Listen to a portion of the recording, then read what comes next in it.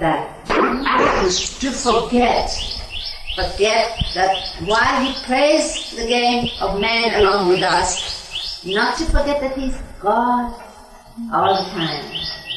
So in little ways, because you see, he was our household Baba. He was with us all the time. So naturally, one didn't keep remembering that all the time. He was, Baba. So he would remind us in casual ways sometimes. Just casual remarks like that, like this thing that I witnessed. But otherwise, for us, all we wanted was our Baba. Even in Guru Prasad, when there used to be these mass darshans, or all his lovers could come, this tremendous activity. It was like suddenly Guru Prasad was like quicksilver, just trembling with color, joy, sound of his lovers, because they were allowed to come and see him, and they would just pour in waves after wave. Even during that time, we who were not participating in the darshan actively, we women who were behind the scenes, seeing if Baba needed something or called for something to see that it is supplied, or looking at Baba through the glass pane windows, or through even the cracks of the doors sometimes when it was a smaller darshan. We were witnessing, but we were not participating. We were not, and so we would wait for the time when it was all over, this grand, beautiful wave of Baba's love, and Baba would then, we were waiting for Baba to come inside and change his sadra and just be our Baba again and say, "What's for lunch today, Nadia?" and turn around to me and said, "What book are you going to read to me now?" We just waited for that. And then Baba would be back in his coat, which was a rough coat, grey one, or a soft silk one that had been frayed at the edges because he liked it so much he didn't want a new one, or something that had been done. Our Baba of family. And that is what we miss terribly. Because the other Baba is here, very strongly. In so many. In each of you we find it. And first it was that we saw everyone in the one. Now we see the one in everyone. But we still very, very sorely and terribly miss that Baba, which was just our household Baba. And it doesn't grow less by time. No. We see, yeah. I mean, still, in fact, I think sometimes we miss him more now than we missed him to begin with, because at that time it was Baba's work, and we must not find ourselves wanting in doing whatever he wanted. It's his pleasure, his joy. Here are his children. He talked about his children that would come, they would come. Baba said, "Oh, you will see how they will come." And we are seeing, we are watching all this. And it is for you all, we understand, that he wants us here for as many years as he wants. It is his work. And so even going to Baba's Samadhi, I tell you, even going to Baba's Samadhi for darshan is really more for you all than for us, because if it was for us, we would like to go just individually sit alone in Baba's Samadhi. But as I tell people that although we want that, we don't need to do that. Because really, you can be anywhere. You can be in Baba's room, you can be in the mandir hall, you can be in the garden. And if you're wholeheartedly with Baba, you can be in the Samadhi. But this going is for his love's sake. I know how often, because especially when Mehra is in the Samadhi, quite a few have come and said that how touched they have been. Some who were not Baba lovers, and that they received Baba's love at that time. And then everybody has an opportunity to sing. But that Baba who would come on this lift chair from the women's side to here and sit on this chair and just be so human, the human side of God, the human God, we miss. That's why I tell you all, I know Baba is there. His presence is more than ever. But you have a date with him. Keep longing for that. Keep longing for that which we had, and you will have it. Because with Baba, no longing has gone or will ever go unfruitful. Never.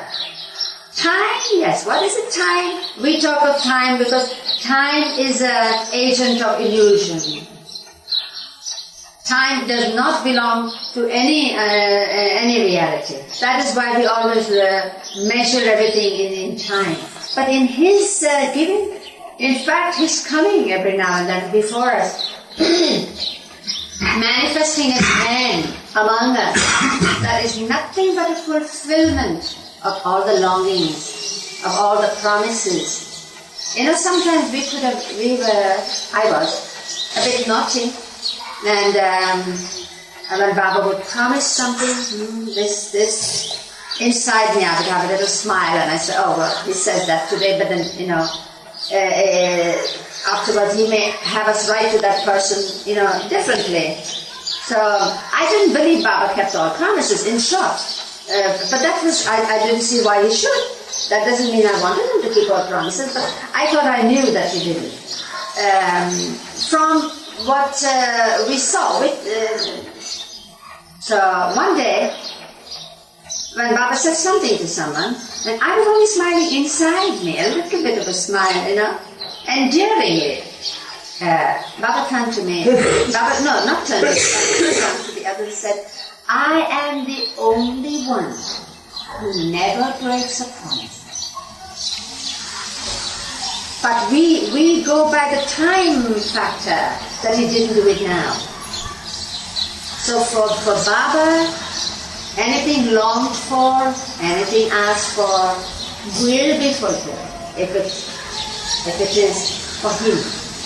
I remember in 1968, December, that was the last time Baba appeared to his lover's physical darshan here in Meherabad during Meher's birthday and Daha Amrit's wedding at that time.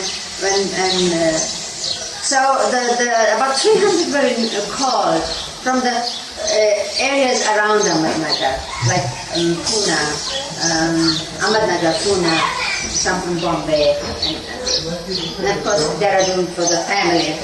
So there was entertainment at the time also. So while Baba was seated on the veranda and his lovers were going by, filing by, and he was giving up himself even at that time when we knew that his physical body was not up to the strain. He was still giving up himself so freely, so oceanically. So, but here there are some who were singing or doing that thing for an offering. It's an offering to Baba, like you offer flowers. Some are offering songs. So here is the twins, Baba's twin nephews. They were singing a hole in the bucket. There's a hole in the bucket, and Baba turned around and smiled. I remember. And then Naju Kotwala Babalal from Bombay, one of the old timers, as a child she was with Baba, and she sang a song which was not a Baba song as we recognize it, but there are so many songs that could have been written for Baba. The way it applies when you hear these songs now, that it is as if they were written for Baba. So here was a song that she was singing, and now here Baba is so occupied, so fully giving of himself. So we don't even know whether Baba is listening to the song of this girl who is a little distance away. But when she comes to the last line is, waiting for you, but in vain. Baba stops, turns around and gestures, sing that again. Waiting for me is never in vain. So sing, waiting for you, not in vain. So she sang that song again, waiting for you, not in vain. She still sings that song with that same line. And that's the whole message. That for him, it's never in vain. Longing for him, waiting for him, it only is up to you. To what measure is your longing? To that measure you will receive. No more, but no less. So I say that when long for to be with him, when he's man on earth again. And you may have it. It doesn't mean that you will not. But that's the only thing for long. If I had to long for anything, that's the only thing I would long for. But this morning I had a feeling of missing that very much. And I said, what? 16 years ago? Money, you're a fool. And I said, well, it's wonderful to be his fool. In fact, I love it when I do something that I'm not very proud about, when I don't feel I'm really pleasing him, I want to dissociate myself from me. So I don't talk to myself in the first person. Sometimes somebody hears me, she's so stupid, so dumb. How can she be so dumb? And they're surprised. Who's that? I said, me. That's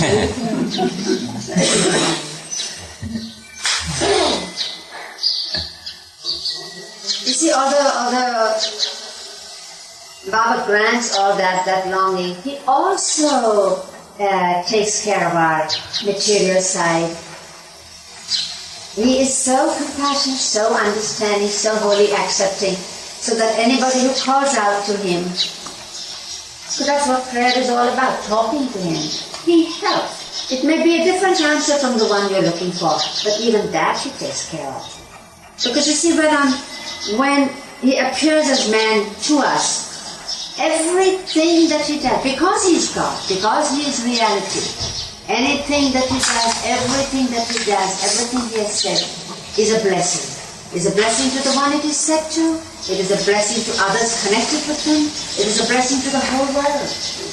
But it is always a blessing, not always sweet to us. But if we only can wait and have patience, you will find that nothing has been not a blessing. My father was like that too. Even when he did something that was bad, as a child, as naughty, or anybody else did something so bad as to cheat him of his whole business and livelihood, all he had on his lips was a blessing for the person concerned. Even the one who had him sign a false statement in which he was supposed to have made over the whole business to this person without knowing it. Even when he found out that he had been cheated by a person he trusted and helped, took him into the business, he had a blessing for him. I remember when I did something, when I pestered mothers too much, and I knew when father was displeased. Because whenever father was displeased, he gave me a blessing. He said, Mani, may God do you good. Meaning, may he give you good thoughts, good words, good deeds, good wisdom, I don't know. But may God do you good. Nani, why do you pester mother? May God do you good. And I still remember the mother telling the story of how father had a blessing for the girl the child girl he was engaged to, when she did something unknowingly that caused great distress. And you see, what happened was that it's a long story of how father married mother. But when it was clear to him that it was God's will that he be in the world, that voice that said, go back into the world, that he had to be a householder, he would find what he was seeking for in his son. So anyway, when he accepted that, but it happened in a very delightful way, but that's a long story. So when that happened, my grandmother, that means his mother, the future mother-in-law, said to herself, oh well, now this has happened, but now what to do? Here is this man, he had vowed to God, my father, to be a vegetarian when he left home for good, to look for God, to search for God. The little boy that just left home and then left country looking for God, He gave up eating because Iranis can't do without their meat. You know, they're meat lovers also. So, but my father gave that up. He had made a vow he would never touch all that. So when my grandmother said, this is going to be very difficult in our house, in an Irani house. I mean, here's this man, my son-in-law, we just cook something separately for him all the time. This is not right. All she knew was that he did not eat meat and fish and things. So what she did one day was, she cooked this rice with meat in it, and then put little bits of meat inside, and the rice covered that. So a nice piled plate of that rice. She gave it to my mother and said, now go and place it before, go and put it before him, go and place it before him to serve him. That's when the food was served. So this, the child went and gave this plate and put it before my father. And my father smiled and he ate it. And then after eating some of it, he came across the meat. And he just looked at mother and says, Shirin, God forgive you. You don't know what you have just done. And the child didn't understand. But that night she had a dream. And she related that dream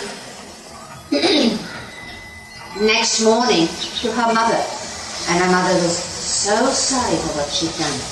In the dream she said, my mother, as a child, she dreamt that there was a big black man with very little clothes on, oily skin, and in one hand he held a whip, and in the other hand he held a glass with a red liquid.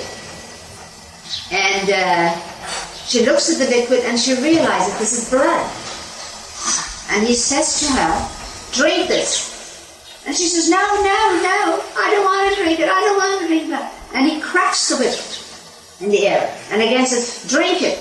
No, I don't want to drink it. And this third time he did that, and she woke up. She woke up screaming and crying, and she told her mother. And her mother said, oh God, what have I done? What have I made my daughter do? And she didn't know after. But of course after that my father ate.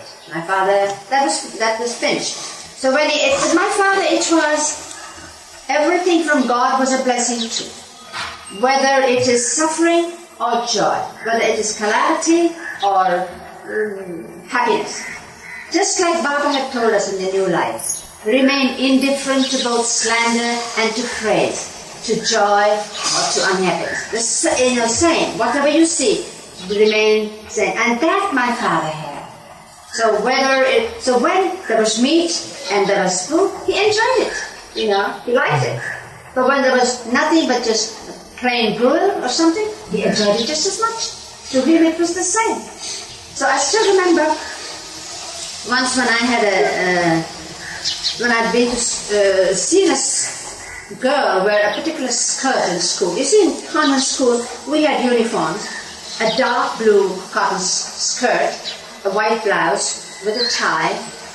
That was usually, the schools had uniforms. Now, I wasn't particular about clothes. I wasn't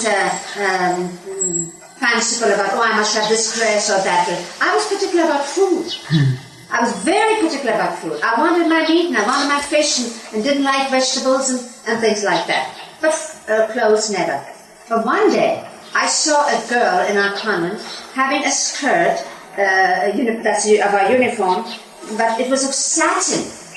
And it was not just plain like ours, it was a pleated. It was the first time I'd seen a pleated skirt, small pleat, so that when she walked, and I think she purposely swung her hips a bit, when she walked, it moved like an accordion.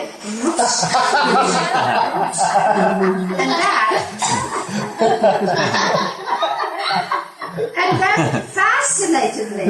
I said, this I've got to have. You know, this is going like wherever she went, my eyes would follow her.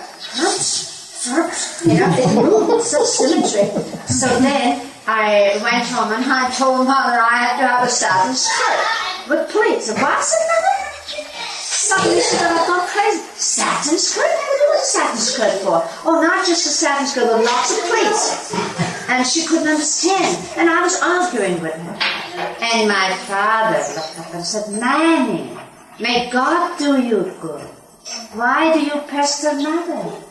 And I said, but Bravo, I said, all I want is a satin skirt with a lot of pleats in it. And I got a hat because the other girl had it, and look at mine. Mine is so plain. And he said something which I've always remembered. He said, if anybody says your skirt is not good, your dress is not good, say, whatever is, this is. If you like it, fine. If you don't like it, fine. See, whether it's like it, it's fine. Whether you don't like it, it's fine. So that is how it should be with us. Whether we like something or not, it should be fine. And that's what I have noticed my father. It was fine. Whether it was the best of things, okay. Whether it was the worst, okay. He had the same relationship to everything, every incident. That is why I chose to make my poor mother.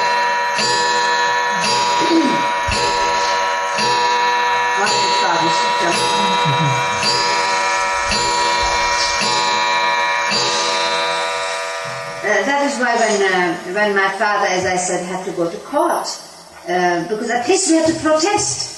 When this young man whom he had taken as his partner had made my father sign over a friendly supper, sign that I had given over everything to him. And then, of course, lock, stock and barrel. His toddy business, is that the whole thing? So then he had to go to court. But my father would speak well of his adversary, of the boy, of the young man. He would say, but it is not his fault, and of course I signed it with my eyes open. Of course, I didn't read what was written. He didn't read out to me, that's true, and my mother would say, look, stop. Please don't do that. Why do you take his side? He said, Shirin, you don't know what he will have to go through. I see ahead what the young man will have to suffer. But my mother said, what is that to me? I won't be that to know that he's suffering for that. What about him suffering now? Well, what about the children? Don't you feel sorry for me? He said, yes, Shirin, but what is there to feel sorry for? I feel sorry for him. And the lawyer would come and said, please, Mrs. Irani, please tell your husband, at least in court, not to cite that young man, that rascal. And if he can't say anything bad about him, tell him to keep him nonchalant. And my mother would die. Anyway, this would go on. A lot of the work was done by my mother. Now you see, this is all Baba's working, because we were not meant to win. This injustice was meant to be done, because Baba was wiping this whole thing out. It is as if the toddy shops and all the income and all the things that had to be done were simply up to a certain time. But the children had to be raised from this family that had been ordained by him. Who would be brother, who would be sister, who would be grown up, who would be... All that was done. Now there was no need. So we had to... So my mother would plead, Mero, please send Rustam, send someone. And the other brothers were also with him. And she would turn down and tell people, look at me, I have 4 sons, not one of them here to help me. And Baba would say, yes, I will send on this or that. Never said. Of course we lost. I mean, the judge even made a remark, I was told, that I know this rascal is guilty. What can I do? This old man won't help me. So So I remember that every day in the afternoon when I'd come home, I'd find my mother going out with that umbrella. She was a very methodical person. She had an umbrella with a silver handle that went round and round like a trombone, you know. And then she'd put it in an old stocking and hang it up properly. So I'd know by the umbrella where she had gone. She probably had gone to some friend's house to show them a document from the lawyer. Is it all right for father to sign? Is it all? Because she didn't know English. But she was so intellectual, so highly intelligent that the language, English language, was her problem. So that was fine. They would say, yes, you can sign. So all this was going on every day. The activity, the movement, the momentum, the energy. And so one day when I came home, I thought it was silence. You know, a sudden silence that comes after a lot of people have been talking all together in a room, and then when everybody is silent, It was that kind of a stillness. And although I had not that intuition that my mother had to a very high degree, and I wasn't observant like she was, but even I felt that something had happened. And I learned that we had lost. But there was no explosion which I expected from Mother. There was no, emotional explosion or verbal thing, nothing. It was all quiet. And I heard Mother say, and I've often heard Mother say something to Father which was very practical, very logical, not a note was out of tune. And after hearing her out, my father then speaking and saying something which was always from the right angle, from God's angle, not from the material angle, from the spiritual angle. And all through my childhood, I've seen this one scale and then this other scale. And when my father would speak, I would say, yes, that is right. And it was right because it was always calm Mother, which was amazing. So here, on that day, when I came home, the day when it was decided that we have lost, and I heard Mother say, Cheryl, this was also calm for her, Cheryl, we have lost everything. And my father turns around and said, but Cheryl, what have we to lose? What is there? But we have lost, Cheryl. And my father said, how can we lose? We have won long ago. See, the kind of winning which we limit to an incident, to a moment, to a period, is not. It not only covers one life, it covers many lives. And my father said, we have won. That means we have won the race long ago. There is nothing to lose. So of course it was all lost, and it was very hard for my mother, because any little things that she had saved, like we used to in our generation, anywhere under the restaurant, this was put by for the daughter, this jewelry, and these earrings, and this gold thing, and this maybe for my daughter-in-law, and all that. And of course there's money in the bank. Everything had to be used. Everything was just wiped out. Because I had to pay for the courts and the lawyers and the thing. We did not appeal. The whole thing was clear. And I think that's what Baba wanted. Now, that was only used, the business and everything was only used by Baba for that, up to that period. And now, he didn't want any of that. So then Baba himself would send money. It had to be from him, that sustained them, because Mother and Father, and Baba would send such an amount every month, which was not much, because Baba himself, he would say no. But my mother could be very frugal, could be very economical, and so they managed. But the thing is, when I look back and I say, just wipe the slate clean. And now it had not to be from anybody else. It has to be from me. Just coming from him. Yes, how old was Baba when this happened? Huh? How old was Baba when this all happened? Well, I was 12. I was 11. 18 and 11 means. 49. So, when I 37, 35, 36. I was married Baba. And then, what was most difficult for my mother was to see the party who injured us thriving, Prospering, just multiplying. The one building became 2 buildings. 1 horse carriage became 2 horse carriage. Just flourishing. And my mother couldn't escape. She has that was their home, that was their town, that was their neighborhood. And they were not far off. So all the time, even if you didn't see it, you would hear about it. So, it was rough, very rough on her.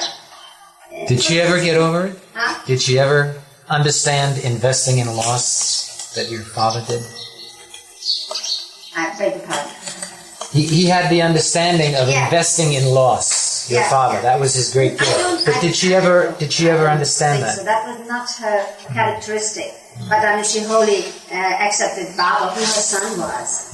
That, yes, very much so. And you see, for instance, I always think of the time, I looked back and I wondered, can I see when it was that mother gave away her son to the world completely? All right. You know, you're not just mine. Because she tried, she fought for him. But then when did she give him up to the world of her own? The final, I mean, there was a long process to it. But the final thing is you see, when I would go to school, to the Convent of Jesus and Mary, Catholic school where I was educated, which I loved, because I loved the nuns, I loved the church, I loved all this. Baba was very much there for me. So I would go to school walking. It was not far away. It's walking distance. And I would come home for lunch. And I'd come home sometimes running, so that because it was not enough time. I'd come home for lunch, and mother, being very practical and methodical, as I said, she would have my plate ready on the table. The food was on the fire to be kept warm. Everything just so. And then I'd come in, and immediately mother would get up and serve the food and all that. But one day I happened to come home earlier than expected. Something happened. I think there was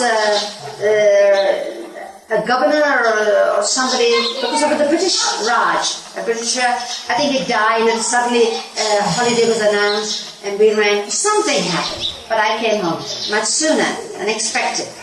So mother was not expecting me. So I came, and somehow I quietly opened the door. The door was not latched, and I went in and stopped because I saw a very unexpected sight. You see, among the furniture in the house, we had, like many Zoroastrians did of that era, quite a few pieces of Victorian furniture. You know, carved. A dining table, for instance, had this one wooden leg with 3 dragons, very much carved, going up and holding up the top, and cupboards like that, and beds, very lovely beds, but there was one cupboard that was very special, which I found mother never left unlocked, and she didn't use it herself. I'd never seen her use it. The others, yes, I've seen mother open and do this and that.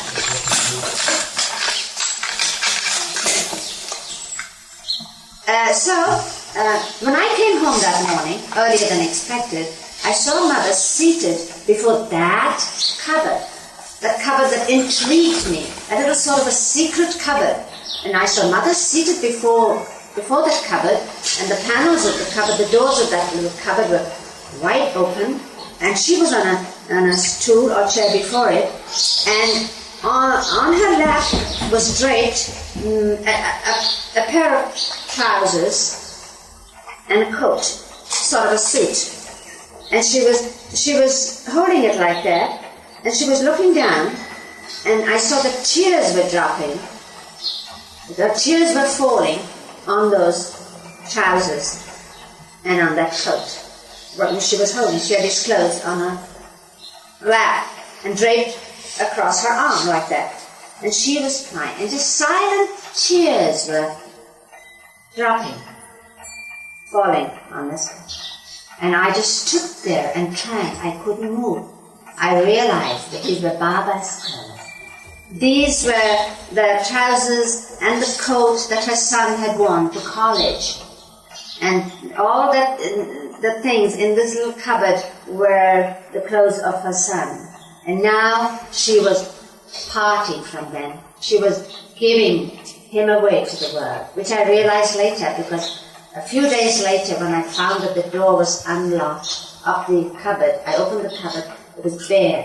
Everything had been given away. She'd given her Meron to the world.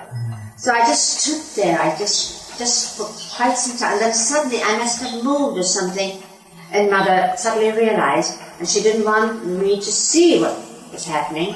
She very hurriedly wiped her eyes and put that thing in, and yes, how's it you've come early today? Well, you know, her practical self again. But I had a glimpse of that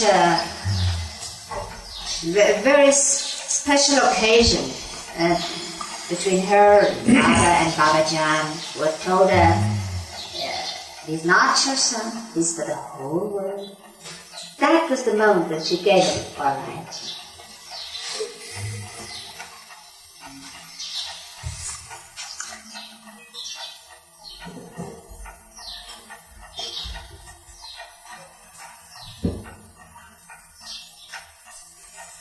Mani, are you writing a book about the family? I mean, that only you know now. I'm not writing it. Oh. All I ask is that when these things are taped and someday, if it is His will that these things remain, if it is His will that any records remain, then they be edited, please, because talking and writing are different. And you know, we're just giving the essence. We're trying to give some of that fragrance. That's all we can do. Sometimes, you know, you wouldn't believe it, in spite of all the sharing or the talking we do, we feel, and especially as I could certainly speak for myself, very, very empty. As if it's, it's not there. We're just moving. And then I tell myself, that's as it should be. It should be hollow and empty, and even full of holes, empty. Because that's what a flute is like. So that His breath that comes through, you all can hear it. Not so much. We have of our own nothing, just that bamboo that's hollow, empty, it's got a lot of holes in it. But because it is His, because He's handling it, because it is His breath that's coming through it, that is why you can hear some of that music. And as long as He wants it, it will be. So we don't actively ask Him that it not be for long or this, but passively, it's just a marking time. He's handling the whole thing. He's in control. He's in charge. So day by day, what can be done? What can be given? But we're also receiving. We are, seeing His reflection from so many of His lovers, from His children. Sometimes when I'm sitting in that little office I told you about, where I used to write the family letters, which is just a part of the veranda, where I can look out, I could watch the birds, I could see the chipmunks coming, I could see the chameleons going up the trees, and all that. It's not. What does that say? I'm seeing this love in all this lovers. The reflection of the reflection. Yes, thank you. So, as I sit up, and I love looking out. That's what helped make the family letter. I wasn't in a closed room as I am now in the trust office. I didn't have blaring lights on top as I now have. So as I was looking at, suddenly by the monthly hall, as far away as that, there would be a shining object, shining so bright. It was like a diamond ring. And I just kept looking at it. I said, my goodness, who dropped that? And I'd get up and I'd come close, little by little, trying to keep that direction. And right when I picked up, it would be a very small particle of a little stone. And yet it had reflected the sun at the right time in the right place. And so His reflections are many, including us, including you all, as long as it is clear for Him to reflect. Our job is just that. Our job is not to perfect ourselves or this or that. Our job is to keep it clean, glorified, and not dusty, not. But one of the word that comes to mind when I told you how Baba can be described, was thought of as even His person was like a rose, a soft pink rose, and also the sun, the majesty of it combined like that.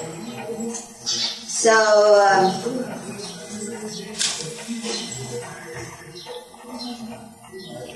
what was Baba like when he would return alone, just to the family, just to you, as you remember when you were a teenager with your parents, when Baba would just be with the family? You mean when he would come back from the West? Well, when he would just visit with the family, without the mandali with him or anything. Oh, then I was only up to 13 and a half up to that time.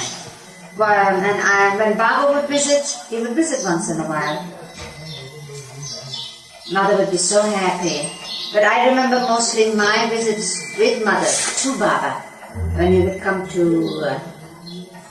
MeherBab or Nasik. Actually, I joined Baba in Nasik or Toka.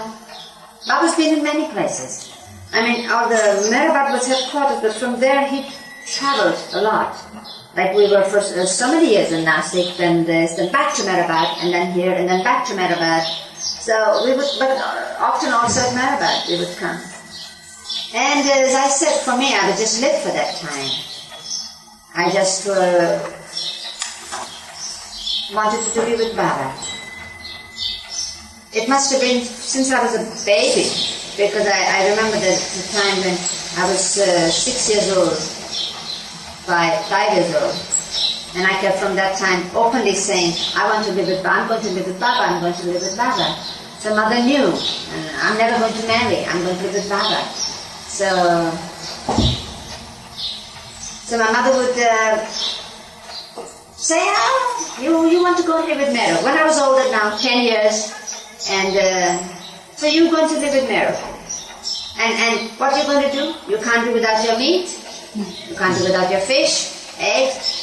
No matter how beautifully I cook the vegetables, the okra, the spinach, she would make it very special.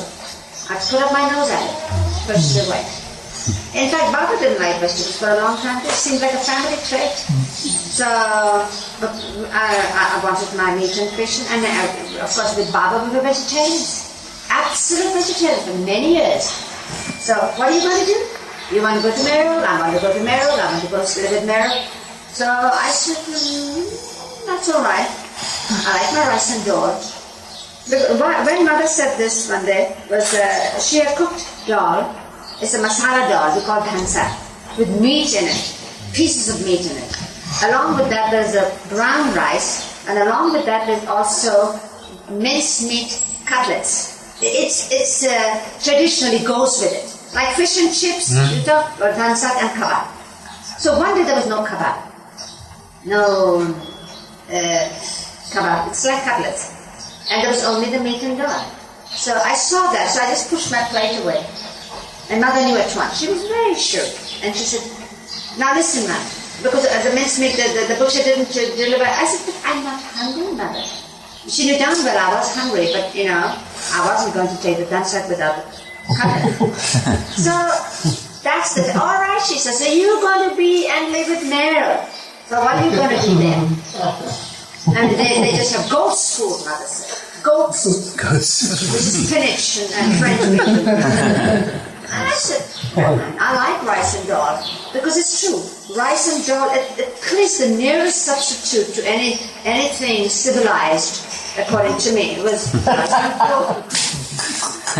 So I go and that is a long story how I went. I mean, that was a completely cut off from home. It was really like going to a convent, more than in any conventional sense that I've seen. And I've been much associated with the convent and nuns and all. And I knew this was even more real than anything like that. So when I went there, fine, rice and dal as a substitute for the fish and meat. But then Baba now look at the way Baba works. He didn't say, now money, you stop eating rice and dal or this and that. No. He gets each one through one's own weaknesses or through one's own attachments. So what Baba did was, he sent me for some reason, for some purpose, to a doctor. And he gives me, I've had these indirect orders from Baba more than once. And they're the most difficult to follow. But Baba, you can do anything. But Baba, he says, give up your right group.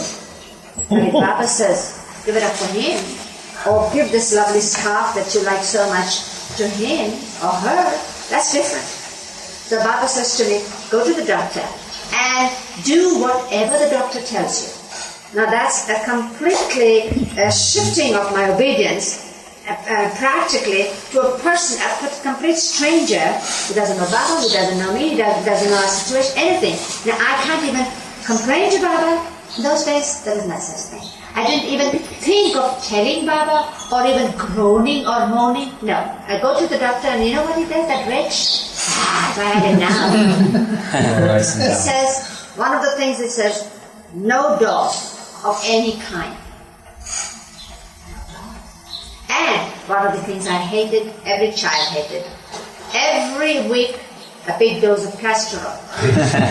Spinach, I couldn't stand spinach, which my mother used to cook, which I remembered so often afterwards. Boiled spinach. He must have been Baba's agent, I think. Anyway, I come home, and there is this. Now, dal is not just the rice and dal, as you know. Dal means that chana dal, which is the gram, chickpea flour, they make into flour, and we make every conceivable thing in India with that. Whether it is sweet, whether it is sour, whether it is hot, everything. that is, it's a kind of flour that when you cook it, when you make these things, it breaks easily, you know. So Naja, who used to cook for us all, used to make omelets out of that flour. Put onions in it, kothmir, chilies, all that, and make omelette. No eggs, so she would make it from the chana flour. Now, that had to stop for me. Not only rice and dal stopped, and not only boiled spinach to eat, but I had no omelette. So poor Naja would make wheat flour omelette for me. Have you ever tried wheat flour omelette? Don't. Take a piece of leather instead, roll it up, put it in the mouth, and that's what I used to do. And I used to roll it up and hold it between my strong young teeth and pull for each morsel, and then chew and chew and chew. I was young. I was hungry. So I was doing it for life. It's extraordinary when you're given up for anything for Baba. It's you don't feel the lack. You feel the difficulty. Yes, it's very difficult, but you don't feel you're deprived. No, it's always he gives so much in place. You never feel deprived. Anyway, this went on for 3 years. Now one day, see how again Baba reverses. So naturally, such a masterly way. We were all having rice and dal, and someone was serving. Baba looks to my plate and says, "What's the matter? You don't like the rice and dal?" "Oh, I love it, Baba." "Then why aren't you having some?" I'm not allowed to." "What?" Who says it? I said, the doctor. "The doctor said you're not to have rice and dal?" "The doctor is nothing but a barber. You know, he does not think. Come, you can have rice and dal." So that day, Baba served with his own hand rice and dal with a plateful. And when I had that, it was more delicious than any meat pulao that I had, any